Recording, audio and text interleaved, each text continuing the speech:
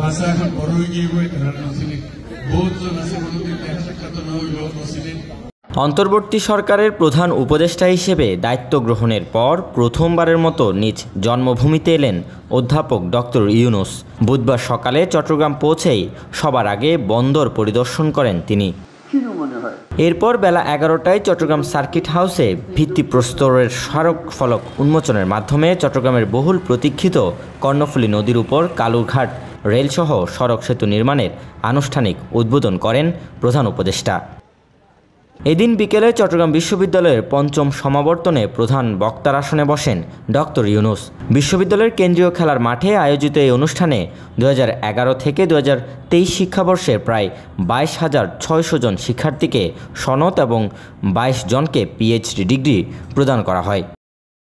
সমাবর্তন শেষে হাটহাজারী উপজেলার শিকারপুর ইউনিয়নের বাথুয়া গ্রামে নিজ পৈতৃক বাড়িতে যান ডক্টর ইউনূস।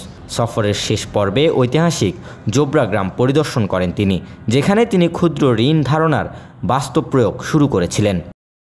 প্রধান উপদেষ্টার পূর্ব নির্ধারিত সূচি অনুযায়ী বুধবার রাত 7:45 শাহ আমানত আন্তর্জাতিক বিমানবন্দর থেকে ঢাকার উদ্দেশ্যে যাত্রার কথা রয়েছে।